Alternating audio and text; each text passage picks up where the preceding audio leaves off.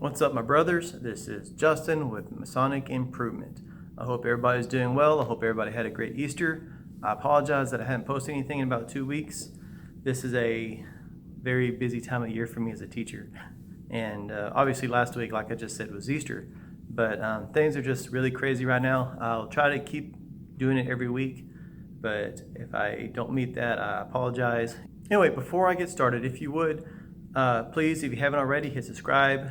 Be sure you look me up on Facebook also and give my page a like. At the same time, I want to also invite you to a forum I created under my Masonic Improvement Facebook page called The Quarry.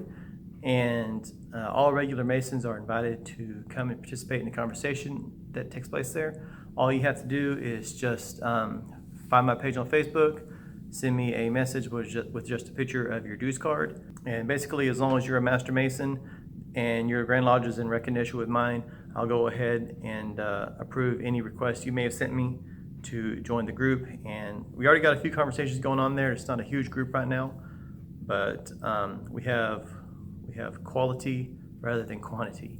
And I think that goes a long way. So just keep that in mind. So today I'm going to talk to you about 3 ways that you can improve the quality of the culture in your lodge just by focusing on new and incoming Masons.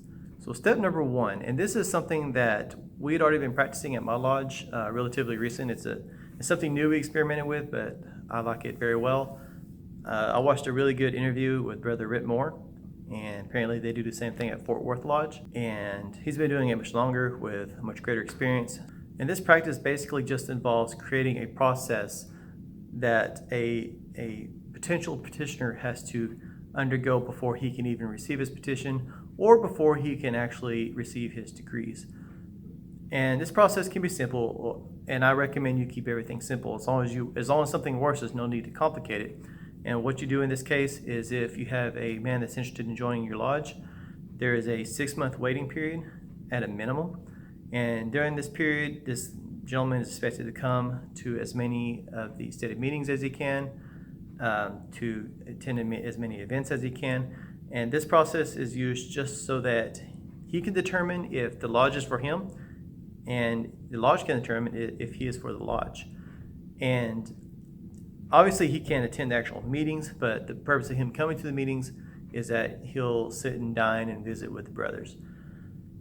Now, there's a few things that this actually does. Number 1, if a man's really interested in joining, waiting 6 months at a minimum isn't really going to deter him. Secondly, like I said before, you can kind of determine if he's a good fit both ways. And third, and this is something that's often overlooked, you can determine if he's going to be able to be active in the lodge. Now, this is not a popular opinion, but there's no benefit to the lodge or the petitioner to go through the degrees if he's not actually going to be able to attend any of the functions or any of the meetings. So if you expect him to attend 4 out of 6 dinners for stated meetings, or X amount of events, and he can't attend all those, well, that should be a red flag. Even if we put him through the work, he's never going to show up. Now, notice that I said a minimum. We don't really have a process for this at my lodge, but I know over at Fort Worth Lodge, talking about the same podcast, they were discussing during the time that the brother comes and visits, they'll pull him aside and they'll talk to him. And if anyone gets kind of a bad vibe off the guy, they'll put it off another month. And that just gives them more time to determine, if he's the right person.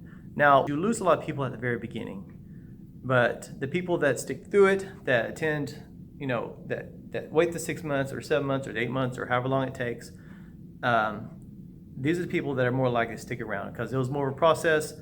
There's something that they had to work towards, and so you value what you work towards as opposed to what comes easy. And those people that gave up after a month or 2 probably aren't the kind of people that would have kept coming around after they got their EA or after they turned to their masters anyway.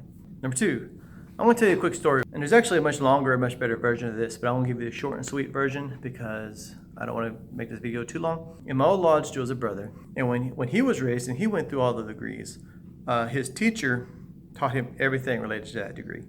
And I'm not just talking about the catechism. He learned the lecture, he learned the questions and the answers, he learned the degree, he learned everything associated with that. And it went on, he learned the same thing for the fellowcraft, and the same thing for the master. And so when the day came that he turned in his master's work, it was eventually revealed to him, I guess by his teacher, that he learned way more than he had to learn. And the benefit of this was all of a sudden you had a master mason that was capable of receiving, or at least testing for, what in Texas we would call the A certificate, which is basically means you know all the work. And geez, I mean, a new master mason that knows all the work, that has an A certificate, that's really invaluable. And I mean, they can do any position in any chair or any of the degrees. They can fill in anywhere during opening and closing a lodge. They can confer any degree. I mean, that's really powerful. And I'm not suggesting that you have to go that far, but there's a lesson in this, and that is if you create high standards and you hold these people to these high standards as they go through the degrees, and if we stop teaching people the minimum of what is required and set a bar a little bit higher and say, this is what we teach everybody here. Maybe you teach them enough where they can just get a C certificate. Number 3, this is probably the shortest and the sweetest of them all. As soon as someone receives their EA degree, assign them a mentor. And this isn't just someone that teaches them the work. They need to be able to teach them the work, but this is much more than just a teacher that you shake hands and part ways as soon as you turn in your master's degree. This is someone that will take that EA under their wing and walk with them through their EA degree, through their fellowcraft, through the master's, teach them all the work, teach them what the work actually means, which doesn't happen very often, and be there for them. Encourage them to keep going, and basically just become their friend. And when they finish all their work, their mentor's still there. The most common question that's asked after a master turns in his work, is what do I do now? And the response is usually like, well, you'll get out of it what you put into it now. And at that case, usually they'll attend 1 or 2 more meetings and stop coming. The mentor, what they'll do is they'll push them, keep pushing them to do new things. Hey, let's go to the forum and get you a certificate. Let's get you ready. Let's start pushing you. Maybe, hey, if this is really interesting to you, maybe you should ask the worship master about getting on the committee. Hey, if you like education, maybe you should see about putting on some education during the lodge or something. Basically, you steer that young brother towards something. Keep them involved, keep them engaged, keep them accountable. Because no Mason is an island, but in so many cases, as soon as they turn in their master's work, we just leave them out in the ocean like an island, and before you know it, they're gone. So those are the 3 things that I would suggest that you could start with very easily to begin improving the culture in your lodge. So what are some things that you tried at your lodge that works? What do you think about the ideas I just suggested? Leave a comment below, let me know, and thanks again for watching as always. Please be sure you hit like if you watched this whole video and you enjoyed it. I know it was a little lengthy, but I appreciate you sticking with me. Thanks again as always. Take care, brothers.